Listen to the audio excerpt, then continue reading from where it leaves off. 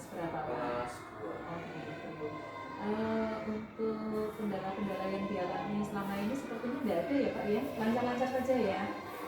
Baik Pak Zaki, pada kesempatan hari ini saya berencana ingin mengadakan observasi untuk pembelajaran di kelas yang jenengan nanti angku.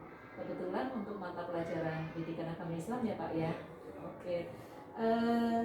Rencana Pak Zaki mau masuk ke kelas berapa nanti kalau saya observasi? Ke kelas 2. Kelas 2 ya. Baik. Nanti pada saat Pak Zaki masuk di kelas 2 akan memberikan materi apa ya Pak ya? Materi gaya hidup bersih. Gaya hidup bersih ya. Terus tujuan pembelajarannya apa Pak yang ingin disampaikan ke anak-anak? Jadi tujuan pembelajaran untuk materi hari ini Iya. yang pertama itu siswa mampu menjelaskan apa itu gaya hidup bersih, dan kemudian mampu menunjukkan apa itu gaya hidup bersih, Iya. serta anak-anak mampu untuk berkolaborasi dengan teman-teman yang lain bagaimana cara menerapkan gaya hidup bersih, gaya hidup rapi, dan gaya hidup disiplin tentunya dalam kehidupan sehari-hari. Oh gitu. Iya. Terus ada lagi Pak? Masih? Sudah. Cukup, sepertinya menarik sekali ya Pak. Mudah-mudahan nanti dengan materi yang Pak Zaki nanti sampaikan, anak-anak ada respon yang semangat, yang gembira, terus bisa menerapkan. Terus rencana area pengembangan yang akan Pak Zaki lakukan untuk materi ini apa Pak? Jadi untuk kemarin pertemuan sebelumnya itu sudah dipaparkan dengan media visual, dengan gambar. Iya. Dipaparkan bagaimana sih, oh ini gaya hidup bersih, contoh seperti ini mandi, ada gambar seperti anak sedang menggosok gigi, itu kan termasuk dari pengembangan materi. Nanti selanjutnya akan dibuat berkelompok. Dibuat berkelompok, ada 3 kelompok mungkin nanti untuk sama-sama berdiskusi, kemudian ini menjelaskan apakah ini sudah termasuk gaya hidup bersih atau tidak. Kemudian di lingkungan sekitar ataupun di sekolah nanti diidentifikasi sama anak, ini di sini sudah menerapkan gaya hidup bersih atau belum. Kemudian anak-anaknya sudah menerapkan gaya hidup rapi dan disiplin atau belum. Iya, menarik sekali ya Pak. Berarti nanti Pak Zaki juga menerapkan pembelajaran yang berdiferensiasi ya Pak ya, luar biasa. Terus yang selanjutnya Pak, rancangan pembelajaran yang Pak Zaki nanti akan lakukan itu bagaimana Pak? Terkait strateginya, model pembelajarannya, metodenya. Mungkin Pak Zaki bisa cerita sambil melihat RPP-nya Pak. Iya, silakan Pak. Jadi rancangan pembelajarannya Pak, bagaimana Pak? Rancangannya iya. Pertama dari karena kemarin sudah dibuat media visualnya, untuk sekarang itu dibuat berkelompok. Oh begitu ya. Untuk selanjutnya pemahaman dari kemarin. Begitu. Pertama menunjukkan, sekarang mampu berdiskusi dengan teman yang lain untuk saling bertukar. Oh ini gaya hidup bersih dari kelompok ini bisa ditularkan ke kelompok B yang sedang berdiskusi tentang gaya hidup rapi. Terus selanjutnya ada yang dengan gaya hidup disiplin seperti ini. Menarik sekali ya Pak ya. Mudah-mudahan nanti anak antusias ya Pak ya. Terus waktu pelaksanaannya ini kapan Pak? Berapa jam pelajaran begitu? 4 jam pelajaran. 4 jam pelajaran. Baik. Mungkin seperti itu ya Pak. Nanti setelah kegiatan observasi ini saya ingin melihat kegiatan pembelajaran atau pelaksanaan observasi di kelas panjenengan di kelas 2 untuk materi hidup bersih ya, untuk pendidikan agama Islam. Jadi terima kasih Pak untuk pagi hari ini. Nanti kita akan lanjutkan dengan kegiatan observasi di kelas. Demikian ya Pak, terima kasih. Saya mohon maaf sekali mengganggu waktu panjenengan. Terima kasih ya Pak ya. Assalamualaikum Pak. Ya.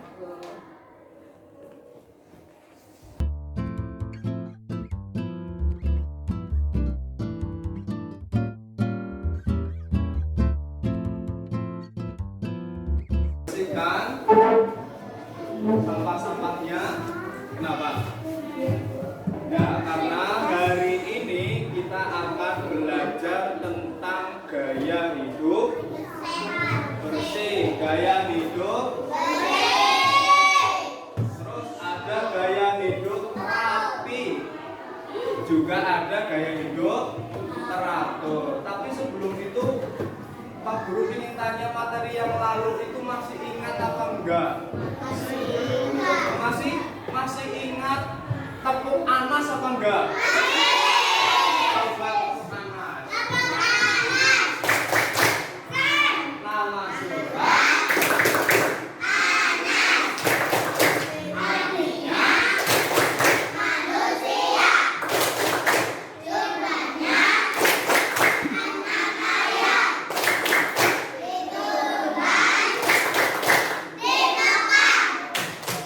Masih ingat. Sekarang dibaca surat Anasnya. Bismillah.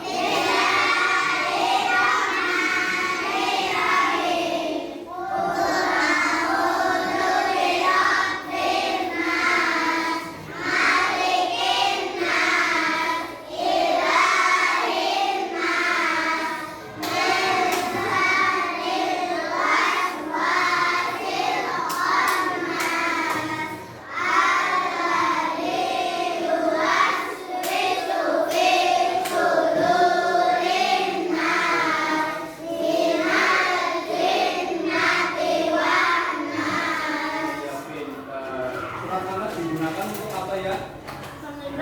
Perlindungan dari kejahatan jin dan manusia. Terus kemarin ada materi malaikat, ya kan? Masih ingat apa enggak? Coba malaikat itu makhluk yang tercipta dari apa? Terus sifat-sifatnya malaikat satu. Coba. Tidak pernah tidur, oke?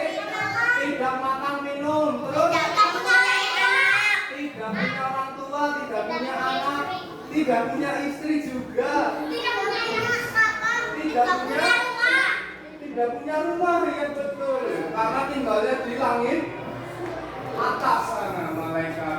Nah, ada malaikat yang wajib kita ketahui sebagai orang Islam, masuk dalam rukun iman yang kedua. Ada berapa malaikat yang masih kita ketahui?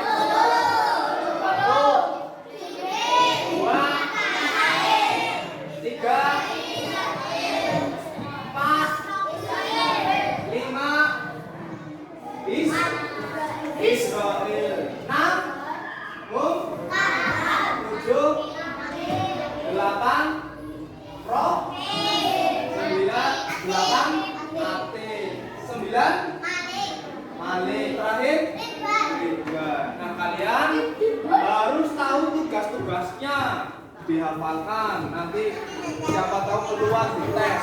Malaikat Jibril tugasnya betul. Malaikat Mikail membagi rezeki. Malaikat Israfil meniup sangkakala. Malaikat Israil mencabut nyawa. Terus malaikat Munkar dan Nakir menanyakan pertanyaan di alam. Malaikat Raqib mencatat amal baik. Malaikat Atid, malaikat Malik, malaikat Ridwan. Oke, kalian nanti di akhirat mau berjumpa dengan malaikat Malik atau malaikat Ridwan? Naik malaikat Malik aja. Kenapa sih? Oh, kalau ketemu malaikat Malik berarti dimasukkan ke neraka. Dipukul pakai salib besar. Makanya di dunia ini harus berbuat beramal soleh. Oke, Pak Guru hari ini punya cerita. Mau didengarkan apa enggak? Di ceritanya ada waktu zaman Nabi Muhammad SAW, Nabi sedang berjalan di kuburan. Di sampingnya kita hidup di dunia selalu taat beribadah, kemudian rajin ngaji, terus rajin sedekah, infak, terus berbakti kepada orang tua. Tapi ada tapinya. Coba secara nalar kalau di dunia seperti itu maksudnya surga atau neraka? Surga ya. Tapi ini tapi. Jadi ketika Nabi Muhammad berjalan di samping kuburnya orang tersebut, ada sahabat yang berjalan juga bersama Nabi. Kemudian Nabi Muhammad bilang ke sahabat yang tadi, "Hai sahabatku, tahukah kamu di dalam kubur ini orang tersebut sedang disiksa?" Loh, kok disiksa? Padahal selama hidupnya berbuat baik, beramal soleh. Kenapa? Karena satu, Nabi Muhammad memberitahu, sewaktu di dunia orang tersebut tidak menjaga kebersihan. Ketika buang air kecil, pipis, kencing, itu tidak cebok. Tuh, kalian mau nggak gara-gara setelah pipis itu tidak cebok, kemudian di dalam kubur disiksa, mau apa enggak? Disiksanya sama siapa? Malaikat siapa kalau di kuburan? Yo, cung yang sampai hari ini pipis itu tidak cebok. Ayo jujur. Pak dulu pernah jalan-jalan ke kamar mandi nih, anak-anak di sini. Wah, itu air dalam klosetnya itu kuning-kuning. Jangan-jangan nggak cebok ini, nggak digontor ini.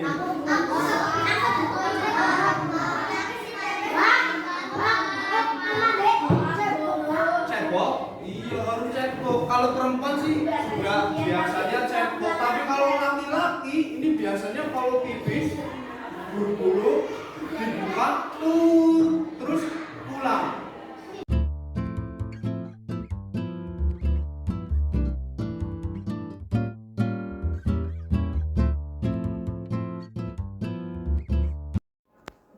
Assalamualaikum Pak Zaki. Iya, Pak Zaki Rahman ini. Terus Pak PP, Pak Supriyatna SPP juga. Assalamualaikum Pak. Terima kasih untuk kehadirannya di ruangan saya. Sebelumnya sudah ada kegiatan pra-observasi, juga kegiatan observasi ini terutama kepada Pak Zaki Rahman. Terima kasih sudah melaksanakan kegiatan pembelajaran dalam kelas. Ini untuk kelas 2 dengan tema gaya hidup bersih ya Pak ya. Subtemanya gaya hidup bersih, teratur dan rapi. Terus yang selanjutnya Pak Zaki setelah mengadakan kegiatan pembelajaran di dalam kelas, kira-kira kelebihan dan kelemahan atau kekurangannya apa ini Pak Zaki? Untuk kelebihan observasi kemarin di daya tarik siswa, karena ya? kalau kemarin kan dibuat metode kelompok kan ya, jadi dibandingkan dengan kita ceramah kemudian anak mendengarkan, itu anak lebih antusias dibuat kelompok dan posisi mejanya itu dibuat sedemikian rupa. Itu untuk kelebihannya. Terus kekurangannya juga ada ya, karena pada dasarnya sifat anak itu kan suka bermain ya. Untuk mengkondisikan anak itu perlu ekstra lagi karena di sini dibuat kelompok, di sini dibuat kelompok, pasti kan ada interaksi lain. Mungkin untuk kekurangan seperti itu. Saya juga kemarin memperhatikan semangatnya Pak Zaki ini dalam menyampaikan materi luar biasa, antusias dalam menjelaskan dengan metodenya Pak Zaki yang sudah Pak Zaki tuangkan juga dalam RPP ya Pak Zaki ya. Ini juga kelihatannya sudah sangat siap dan kelihatannya anak-anak antusias. Tapi memang ada beberapa yang anak-anak di belakang ini ya Pak yang kurang memperhatikan. Selanjutnya ini Pak Syarki, karena tadi juga ada kelemahan, ada kekurangan, ada kelebihan ya. Tentunya ada tantangan dari Pak Syarki untuk melaksanakan kegiatan pembelajaran yang lebih menarik. Ini tantangannya ini apa menurut Pak Syarki? Untuk tantangan ke depan pasti nanti akan dibuat model pembelajaran dengan media yang menarik lagi, yang berbeda lagi yang ya. berbeda lagi. Iya, iya. Karena anak itu lebih suka nanti disajikan dengan bisa video YouTube yang sudah ada ataupun permainan gitu. Iya. Jadi anak lebih antusias lagi dan meningkatkan konsentrasinya. Iya. Karena kalau hanya diputarkan film tapi tidak menarik, ya konsentrasinya berpindah-pindah. Berarti tantangan yang paling berat menurut jenengan adalah memusatkan perhatian anak terhadap materi yang Pak Syarki sampaikan ya. Ya, berarti Pak Syarki akan merubah atau menambahkan metode atau cara penyampaian ke anak ya dalam menyampaikan materi. Terus rencana tindak lanjutnya ini Pak Syarki, dari kekurangan tadi Pak Syarki sudah menyampaikan kan ada tadi ya anak-anak kurang berpusat perhatiannya gitu. Terus rencana tindak lanjutnya Pak untuk memperbaiki kegiatan pembelajaran yang sudah terlaksana bagaimana Pak? Insya Allah nanti ke depan dengan media pembelajarannya yang akan kita tingkatkan lagi. Lebih bervariatif, tidak hanya verbal saja, gitu. tapi anak dilatih untuk stimulus, bisa melihat video nanti anak bisa berpikir lebih, tidak langsung dari setiap guru berbicara anak mendengarkan, tidak, anak juga perlu berpikir yang merdeka seperti itu. Dari yang saya saksikan di pembelajaran Pak Syarki yang disampaikan itu juga sudah runtun dari mulai pendahuluan, inti kegiatan sampai dengan evaluasi dan juga penghargaan. Bahkan saya kemarin juga menyaksikan Pak Syarki memberikan tugas untuk di rumah ya Pak. Tugasnya apa kemarin ya Pak? Tugasnya adalah anak nanti mempraktikkan apa yang sudah kemarin dipelajari. Ada gaya hidup bersih, coba di rumah nanti gaya hidup bersih apa saja yang sudah dilakukan setiap hari. Kalau bisa nanti difoto atau minta divideoin ke orang tua.